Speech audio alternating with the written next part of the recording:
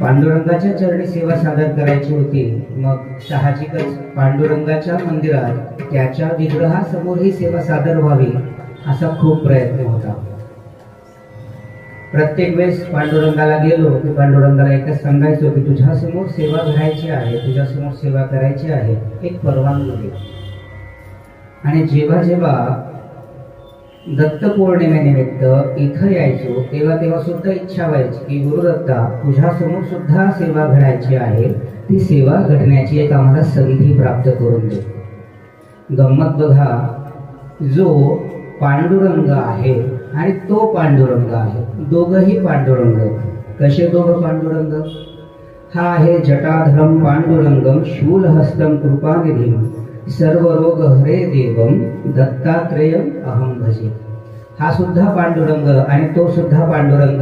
त्याच पांडुरंगाने एक आम्हाला संकेत दिला, एक आम्हाला संधी दिली की त्या पांडुरंगाची सेवा ह्या पांडुरंगासमोर झाली तरी सुद्धा चालणार आहे, तू भेद करू नको।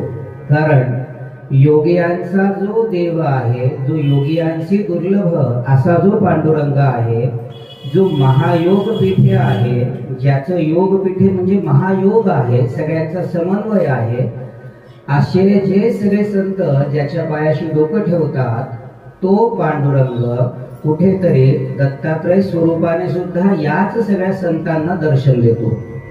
हेच सगळे संत म्हणजे जसं एकनाथांचे पूर्वज भानुदास महाराज म्हणतात, भानुदास म्हणे कुळीचे दैवत श्रीराम समर्थ अयोध्येचा। म्हणजे पांडुरंगाचं सुद्धा ध्यान करायचं आणि त्या अयोध्येच्या रामाचं सुद्धा ध्यान करायचं। आदि गुरुसी वंदावे मग साधन साधावे, गुरु म्हणजे माय बाप नाम घेता हरतील पाप, गुरु म्हणजे आहे काशी साता तीर्थ तयापाशी, तुका म्हणे ऐसे गुरु चरण त्यांचे हृदयी धरू।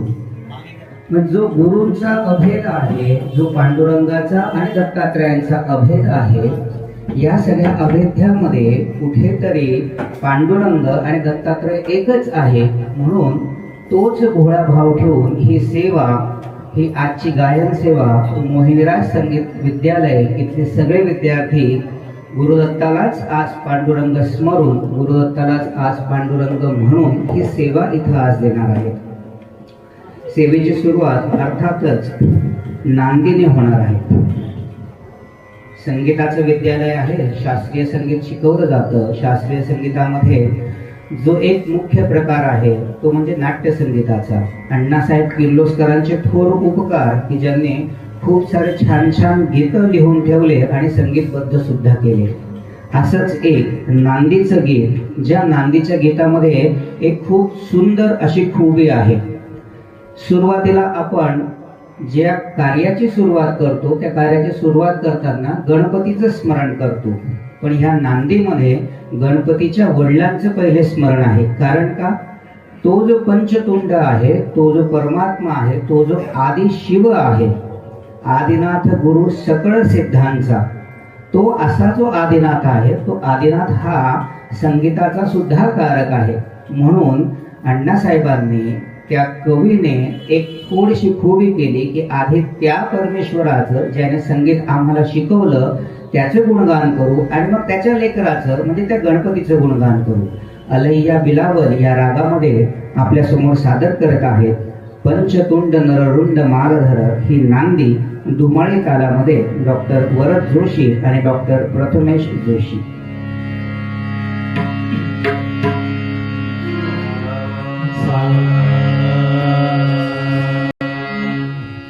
कालिदास कविराज रचित रे, कालिदास कविराज रचित रे, कानिशा कुंदर रचितो, कानिशा कुंदर रचितो, जाणुनिया अवसान नसे, जाणुनिया अवसान नसे, महत्तुत्यवर श्री तो, महत्तुत्यवर श्री तो, पंचतुंड नररुंड मालधर पंचतुंड नररुंड मालधर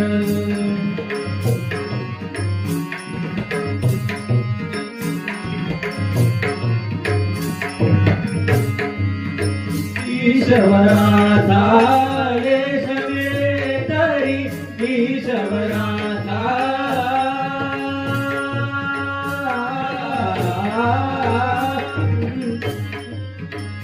ईश्वराचा यश मिळे तरी ईश्वराचा यश मिळे तरी मूढयत्न शेवटी जातो मूढयत्न शेवटी जातो या न्याये बलवत कवी निजवा या न्याये बलवत कवी निजवा पुष्टी रसिकार्चन करितो पुष्टी रसिकार्चन करितो पंचतुंड नररुंड मालधर पंचतुंड नररुंड मालधर पार्वतीश आदि नमितो पार्वतीश आदि नमितो विघ्नवर्गनग भग्नकराया